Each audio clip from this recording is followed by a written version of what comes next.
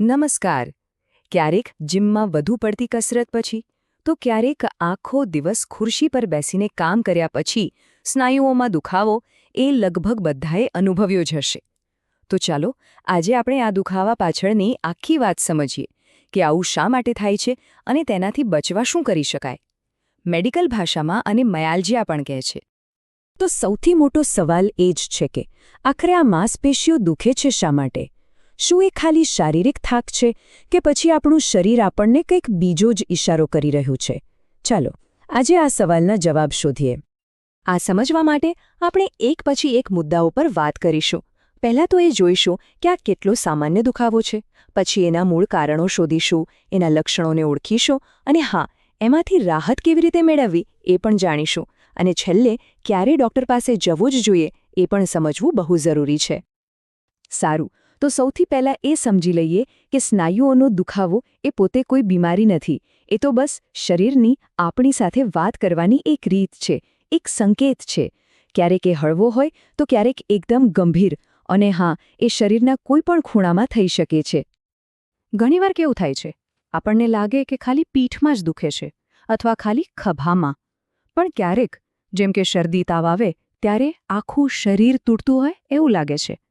એટલે કે દુખાવો એક જગ્યાએ થશે કે આખા શરીરમાં, એનો બધો આધાર એના કારણ પર છે.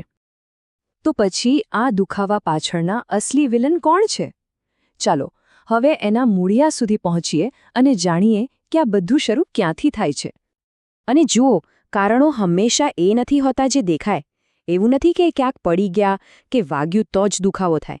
ના, આપણો સ્ટ્રેસ, આપણી ચિંતા અને આપણે શું ખાઈએ છીએ પીએ છીએ અને એની પણ સીધી અસર આપણા સ્નાયુઓ પર પડે છે. સૌથી સામાન્ય કારણ તો છે શારીરિક મહેનત. માની લો કે તમે અચાનક જ નવી કસરત શરૂ કરી દીધી, તો સ્નાયુઓ પર તાણ આવવાનું જ છે. અને એક મજાની વાત કહું, ક્યારેક દુખાવો તરત નથી થતો, પણ 1-2 દિવસ પછી શરૂ થાય છે. આને જ DOMS એટલે કે ડિલેડ ઓનસેટ મસલ સોરનેસ કહેવાય છે.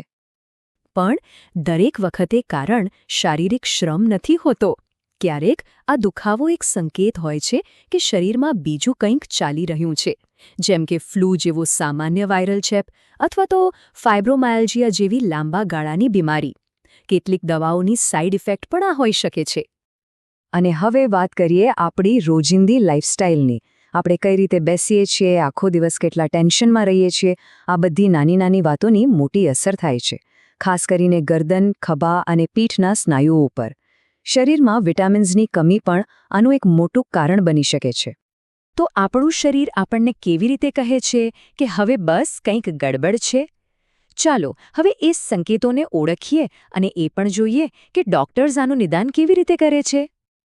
જો દુખાવો તો મુખ્ય લક્ષણ છે જ, પણ એની સાથે સાથે સ્નાયુઓમાં જડતા આવવી, ખાસ કરીને સવારે ઉઠ્યા પછી, કે પછી અચાનક ક્રેમ્પ્સ આવવા, નબળાઈ લાગવી, આ બધા સંકેતો પર પણ ધ્યાન આપવું એટલું જ જરૂરી છે.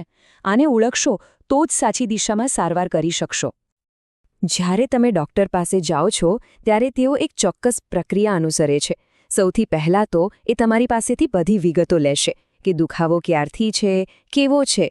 પછી શારીરિક તપાસ કરશે અને જો જરૂર લાગશે તો કારણના મૂળ સુધી પહોંચવા માટે બ્લડ ટેસ્ટ કે પછી એક્સરે અથવા MRI પણ કરાવી શકે છે.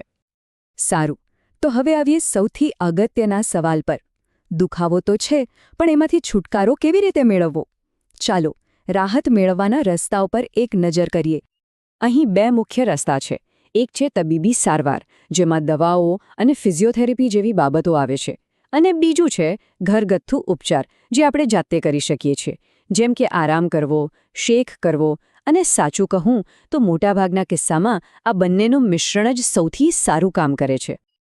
જો ક્યાંક મચકોડ આવી જાય કે કોઈ તાત્કાલિક ઈજા થાય તો આ RICE ફોર્મ્યુલા હંમેશા યાદ રાખજો. R એટલે રેસ્ટ, આરામ. I એટલે આઈસ, બરફ. C એટલે કમ્પ્રેશન, એટલે કે પાટો બાંધવો. અને E એટલે એલિવેશન, એટલે કે ઈજાગ્રસ્ત ભાગને ઊંચો રાખવો. આ 4 સ્ટેપ્સ જાદુની જેમ કામ કરે છે. અને હા, ફિઝિયોથેરાપી, ઘણા લોકો એવું માને છે કે એ ખાલી ઈજામાંથી બહાર આવવા માટે છે. પણ ના, એનાથી પણ વિશેષ છે. એ તમારા નબળા સ્નાયુઓને ફરીથી મજબૂત બનાવે છે અને ભવિષ્યમાં ફરી ઈજા ના થાય એની તકેદારી રાખે છે. કહેવાય છે ને કે prevention is better than cure. તો ચાલો હવે એના પર વાત કરીએ કે આ દુખાવો થાય જ નહીં એના માટે આપણે શું કરી શકીએ. જુઓ, એક વાત ગાંઠ બાંધી લો. કોઈ પણ કસરત કરતા પહેલાં વોર્મઅપ અને પછી કૂલડાઉન કરવું જ જોઈએ. એવું સમજો કે આ તમારા સ્નાયુઓ માટે હેલો અને ગુડ બાય કહેવા જેવું છે. એના વગર ઈજા થવાની શક્યતા વધી જાય છે. દુખાવાને દૂર રાખવાની ચાવી આપણી રોજિંદી આદતોમાં જ છે, ખબર છે? સીધા બેસવાની આદત, સારો પૌષ્ટિક ખોરાક, દિવસ દરમિયાન પૂરતું પાણી પીવું અને હા, સ્ટ્રેસને મેનેજ કરવો. આ નાની નાની વાતો તમારા સ્નાયુઓ માટે એક સુરક્ષા કવચ જેવું કામ કરે છે. મોટાભાગના કિસ્સામાં સ્નાયુઓનો દુખાવો થોડા દિવસમાં જાતે જ સારો થઈ જાય છે. પણ અમુક સંજોગો એવા હોય છે જેમાં ડૉક્ટરને મળવું ખૂબ જ જરૂરી બની જાય છે. તો ક્યારે સાવચેત રહેવું? જો દુખાવો 1 અઠવાડિયા કરતાં વધુ ચાલે, જો એ અસહ્ય હોય અને અચાનક શરૂ થયો હોય, જો એની સાથે તાવ કે સોજો પણ હોય, અથવા તો કોઈ નવી દવા શરૂ કર્યા પછી આવું થતું હોય, તો જરાય મોડું કર્યા વગર ડૉક્ટરની સલાહ લેવી જોઈએ. અંતે એક વાત હંમેશા યાદ રાખવા જેવી છે. દુખાવો આપણો દુશ્મન નથી. એ તો આપણા શરીરનો અવાજ છે. એ આપણને કહી રહ્યો છે કે થોભી જાઓ, મને થોડો આરામ અને સંભાળની જરૂર છે. તો સવાલ એ નથી કે આપણું શરીર આપણી સાથે વાત કરે છે કે નહીં, કારણ કે એ તો હંમેશા કરતું જ રહે છે.